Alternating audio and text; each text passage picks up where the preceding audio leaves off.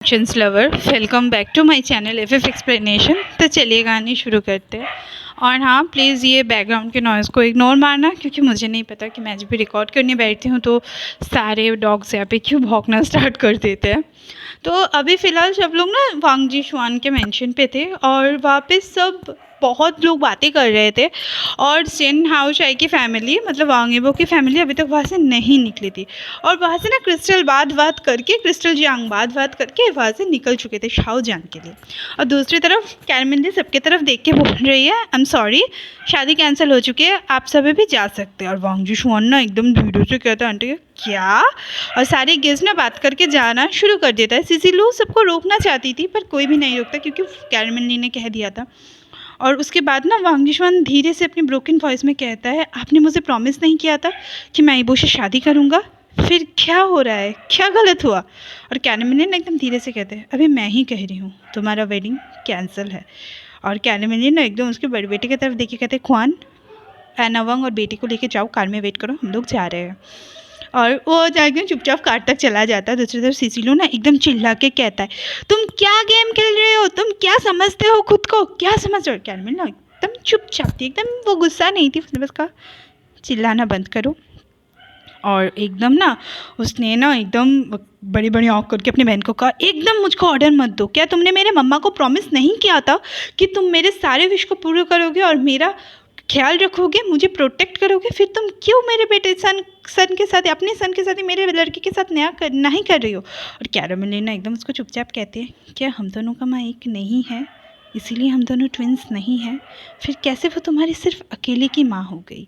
और सिसिलू ने एकदम कहते, चुप करो, टॉपिक चेंज मत करो। कैरमिन ने फिर से कुछ भी नहीं कहा, उसने बस वो फाइल जो क्रिस्टल ने उसको दिया था वो ना बस सीसी को देता है। सीसी पढ़ के ना उसको फेंक के कहती है, मुझे कोई केयर नहीं है, मुझे मेरे बेटे की शादी तुम्हारे बेटे से करवाना है, वांग यीबो।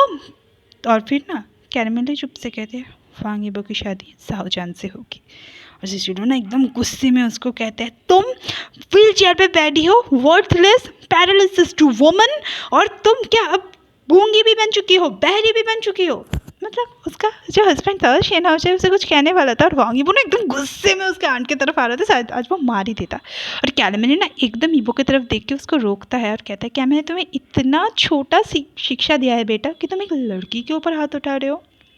और वो रुक जाता है, पर इसको उसका आँख ना पूरा एकदम लाल हो चुका था, बहुत गुस्सा था। ऐसा था कि अगर उसकी मम्मा उसको नहीं रोकती तो वो शायद उसको मार ही देती। और सिसिलू ना एकदम उसके पास जाके कहता है, तुम बास्टर्ड, तुम क्या समझते हो खुद को? कैरमिन ना चीख के कहती है, एनफ। फिर वो एकदम धीरे से सीसी को अपने पास बुलाती है, सीसी उसके पास बैठती है और ना एकदम घुटनों के बल बैठते है, उसको ना एक थप्पड़ मार के कहती है, मैंने कहा था ना लिमिट क्रॉस मत करना, पहले ही कहा था, तुम मुझे जो चाहे कह सकती हो पर मेरे बेटे को नहीं। फिर ना वो कहते हैं, जाओ यहाँ से।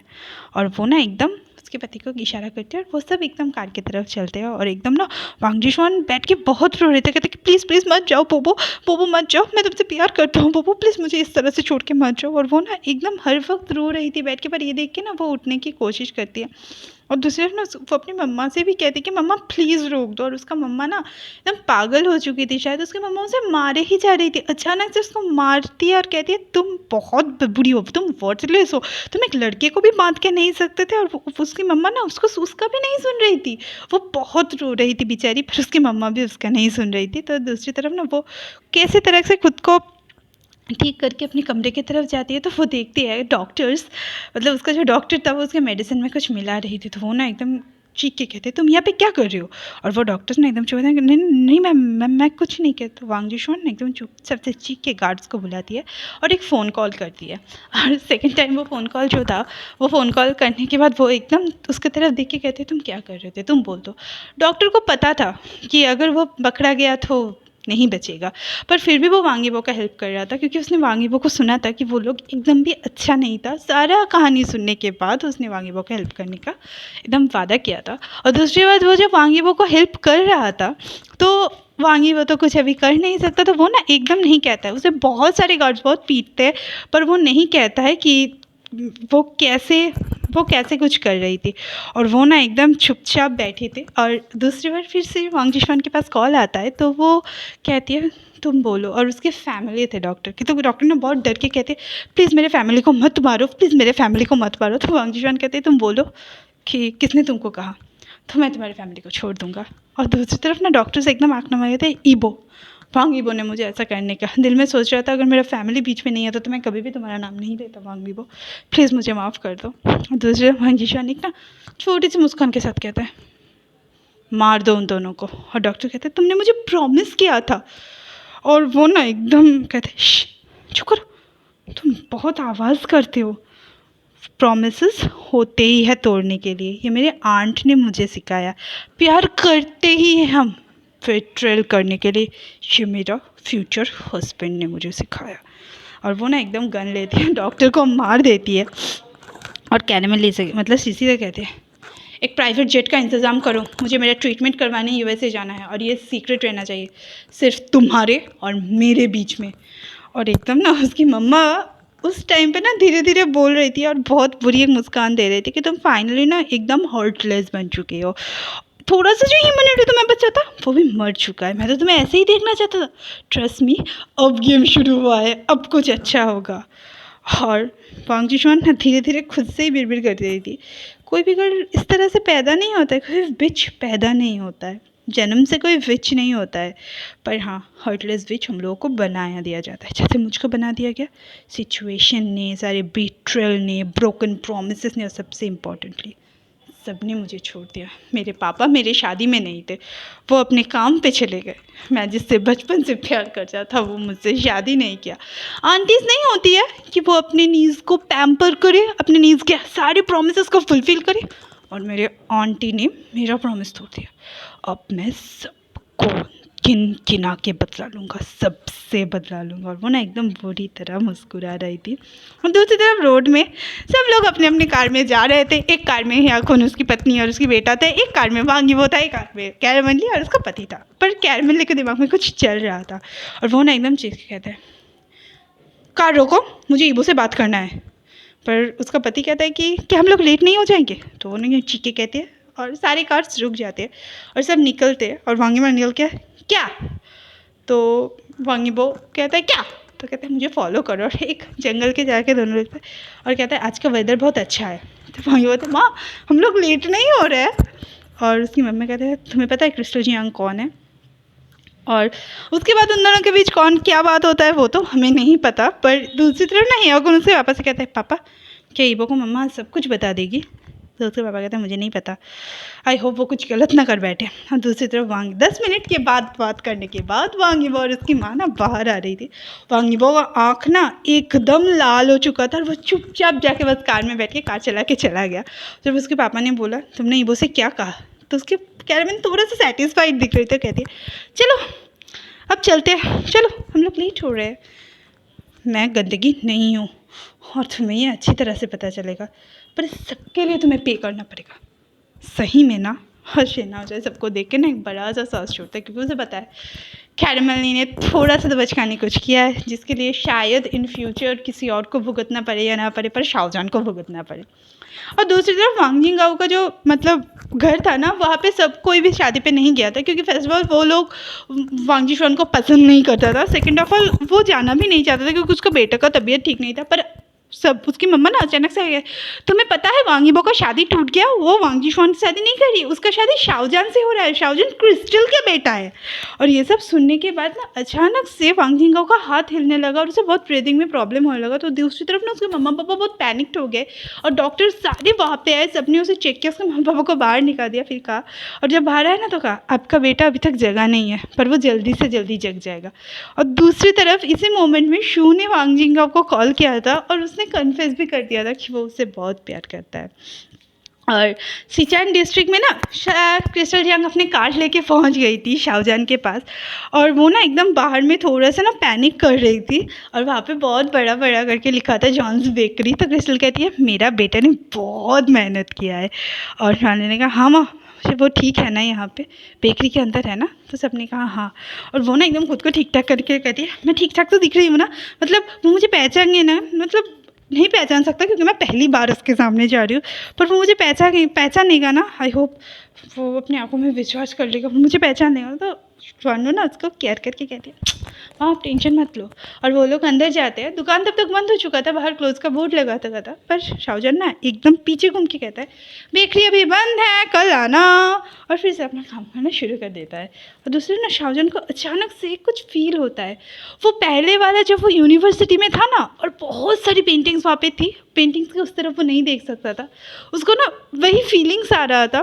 पर अभी पेंटिंग्स नहीं था, बस उसे घूम के देखना था। पर उसके पैरों में ना वो ताकत ही नहीं था कि वो घूम के देख सके। और मतलब 6 साल बाद का वो फीलिंग्स ना वो फील कर सकता था, पर उसे ये नहीं पता चल रहा था कि वो क्या बोले, वो घूमे या ना घूमे। अचानक से ना क्रिस्टल जैंग बहुत ज़ोर ज़ोर से रोने लगी, और शाहजहान को भी नहीं पता था कि शाहजहान भी रो रहा था। और फिर ना वो धीरे धीरे क्रिस्टल जैंग की तरफ देखा, और दोनों ने ना एक दूसरे की तरफ देखा। और शाहजहान की आंखों में ना आंसू एकदम टश टश टश टश करके गिर रहे थे। शाहजहान बहुत रो रहा था। उसने धीरे धीरे अपना नज़र उठाया और क्रिस्टल जैंग को देखा। दोनों ने एक दूसरे को देखा, और क्रिस्टल जैंग ने शाहजहान के पास जाके बस पकड़ के कहा 23 साल 8359 डेज 20,1480 आवर्स मैंने तुम्हें नहीं देखा। तुम्हें बचपन से, तुम्हें जन्म देने के बाद से मैंने तुम्हें नहीं देखा। तुम बहुत लंबे हो, तुम बहुत खूबसूरत हो, पर तुम बहुत बहुत पतले हो। क्या तुम ज़्यादा खाना नहीं खाते? तुम किस तरह से इतने पतले कैसे हो गए? और तुम कहाँ हो?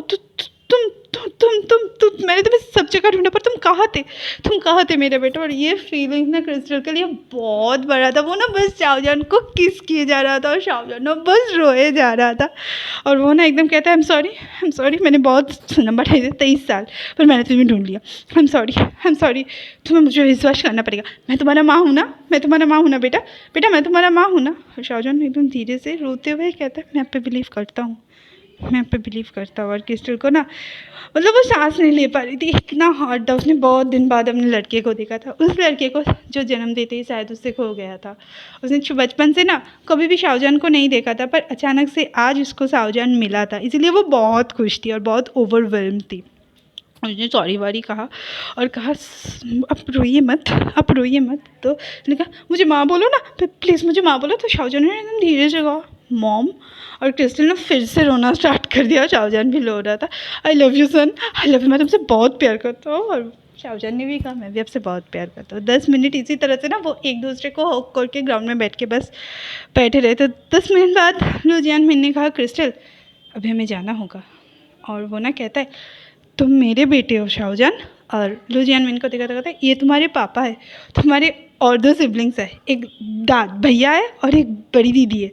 और ना एकदम शुआनलो आती है, और शुआनलो भी शाहजहान को ना बहुत प्यार करती है। और लू जियानमिन भी शाहजहान को प्यार करते हैं।